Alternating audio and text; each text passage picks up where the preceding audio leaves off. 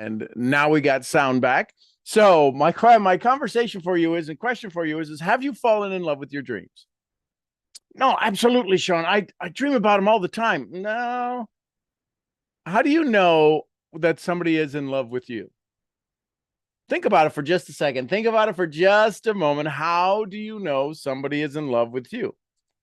Do they do things for you? Do they make phone calls? Do they send you notes? Do they have all of this conversation? My question for you is, if I asked your dreams, listen carefully, if I asked your dreams how much they think you love them, what would they say? You know what, when I've asked this at trainings before, and I've done this on stages in over 40 plus countries, I've asked people, so what would your dreams say last night? If I asked them, did your creator love you? Did the dream maker love you? And they would have said, well, I think they like me. They talk about me to other people. They tell me about to other people. They talk about me to other people all the time. They say how amazing that I am, and they tell me how much they want me. But I don't know if they really want me. This is your dreams talking about you. I don't know if my dream maker really wants me. Well, why do you say that? They spend an awful lot of time thinking about you, studying about you. I don't know that they can have me. How many of you have ever wanted to date somebody that you couldn't have? Right? Maybe a coworker, maybe somebody you thought was super amazingly spectacular, and yet you knew you couldn't. How many of you, that's the way your dreams feel? Now, it's going to be hard to admit that. See, one of the things that I teach is mental toughness. And the first thing that when I work with somebody is we stop the delusional thinking. Do your dreams think you love them? Or are you just in love with your dreams? See, if you fall in love with your dreams, you will go do things. You will stay up late. You will work hard on them. You won't do your scrolling. You won't do your negative self-talk. When you are in love with someone, in those beginning stages, the early fun stages, is there ever a bad moment? There's only a bad moment if you can't be with each other when you expected, when you said you'd be there, this, that, or the other. There's all of these things. So do your dreams think you love them? If I were to ask your dreams in the last 72 hours, how many times did they think about you? How many times did they fall in love with you? How many times did their love increase? Yeah, maybe it's an odd conversation. I get it. It's probably an odd conversation to listen to this. So how do you fall in love with your dreams? Well, it's called a DMP. Napoleon Hill talked about it. It's called a definite major purpose. The challenge is that the one thing that you want to fall in love with, you've got 1,001 things. How many of you have a dozen dreams that you want to work on? That's the delusion. You can't work on a dozen dreams. I do in a mini workshop, a little 5-minute workshop. I have people write down 21 things they want in 5 minutes, and then we work among them like the way they do the Sweet 16, these two versus that one. Which one do you want? Which one wins? That one versus the next one. And we find the one thing, we find the domino. Kyle Wilson talks about it. Jim Rohn's former business partner for 18 years, who's a dear friend and a mentor of mine. So Jim would say, we got to find the one domino that knocks over all the other dominoes. Good morning, everybody. Okay, Maria, how are you? So what's the one dream? What's the one dream that you can get so focused on that when that dream happens, as that dream comes true, all of the other dominoes get knocked over?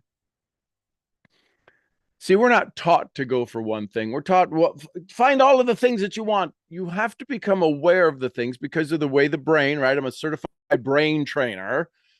The way the reticular activating system works and the hippocampus, the hypothalamus, and all of this stuff, and your default mode network. This is the most valuable awareness that you could have, is your default mode network, your DMN, is what you do when you stop using your brain. Now, your brain doesn't stop. 80,000 thoughts a day. You're having all of these thoughts. Most of them you are unconscious to.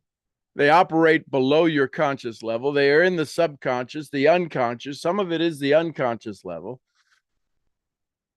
Your default mode network is what keeps you stuck. It does. The default mode network is what keeps you stuck. How many of you are got a smile on your face so that you can learn faster? Do you realize when you smile, you can learn faster? You know why most children say, I don't understand. What's the look on their face? What's the look on their face when your kids come up to you and say, I don't understand, or you're at work and you're like, I don't understand.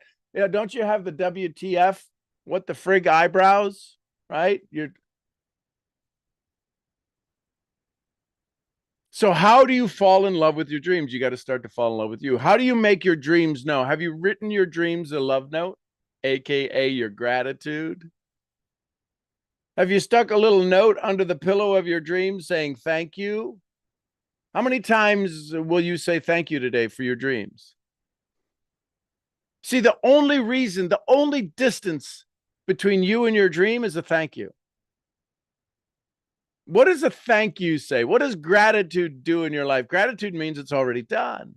It's already done. Thank you. For those of you that are a little bit scholarly, what did Jesus say before every miracle? It's already done. Now, he didn't say that. He said the two words that make it already done. Thank you.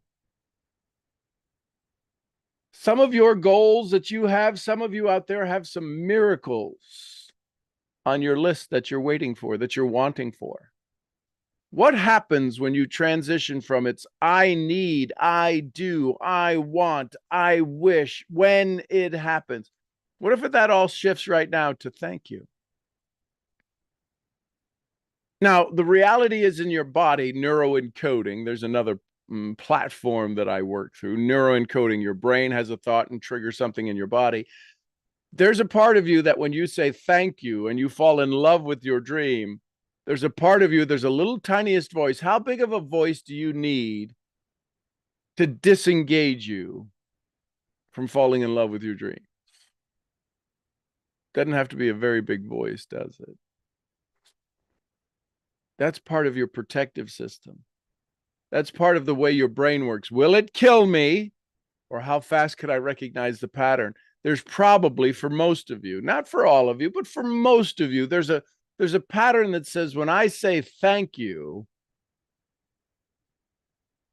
I fall short of believing it. And see, here's the challenge. If you believe it, you can't know it. I know my bride loves me, and I know Mason loves me, and I know my dogs love me in the way that they can. I don't have to believe my son loves me. I don't have to believe my bride loves me. I don't have to believe that some of you are my friends out there. Now, there's some people I believe that are my friends, and then they'll do an action, or I'll create an action, and we'll have a response together that belief transitions to a knowing. Drop a K in the chat if that makes sense. So my point to you at this moment is, how many of you believe in your goals and how many of you know? See, when you say thank you to your goals, then you know them. It's already done. And listen, you've been told some lies, maybe a lot by yourself, probably a lot more by other people about you and who you are and what you're capable of. So tell yourself a better truth. Start saying thank you to yourself. Einstein, reports have it, I never spoke to him, I can't confirm it, but reports say that Einstein credited his wild, amazing success and his brilliant thoughts to being in a state of gratitude. He said, reports say, he said thank you at least 100 times a day. How many times did you say thank you yesterday? If a 7-figure goal is your target and you were required simply to say 100 thank yous a day to people. You could get a double in there. You could get a triple in there. Thank you, thank you, thank you. That could count as 3 to a person. So now you're down to 33 people that you need to say thank you to. Do you think the world would be better off if you said more thank yous? If you said more thank you? I think the answer to that is, oh, heck yes. Can you fall in love with your dreams? Can you say thank you to them in such a way that your dreams know you love them? Think about that for a second. Do your dreams know you love them? How does your spouse know you love them? How do your pets know that you love them? How do your kids know that you love them? How do you know that your kids love you? They do things. They say things. What if you started saying thank you to your dreams? Wouldn't that shift it? Wouldn't that make them come true in a different way? Wouldn't that make it already done? That's my conversation for you this morning. If you want to learn more about that and be a part of my challenges coming up in 2024, you can go to unlearnme.live, unlearnme.live. That's a platform that I use to bring all of my Zoom content to the universe. And I have a whole bunch of resources there that you can use and have access to. And then if you want to get on the email list, you can go to SeanGMurphy.com. That's my personal webpage, and get signed up there. So I love you tons. I appreciate you. I love you. And I thank you for being here. I'm going to go have a conversation with my VIP group in the Zoom chat. So I will see you Instagram where? I'll see you at the next powerful, love-filled event. Until then, bye for now. And YouTube, love you tons. Appreciate you so very, very, very, very, very much. Just previously, we did a meditation on here, so maybe you saw that. I love you tons. I appreciate you. I'll see you where? I'll see you at the next powerful YouTube live stream event.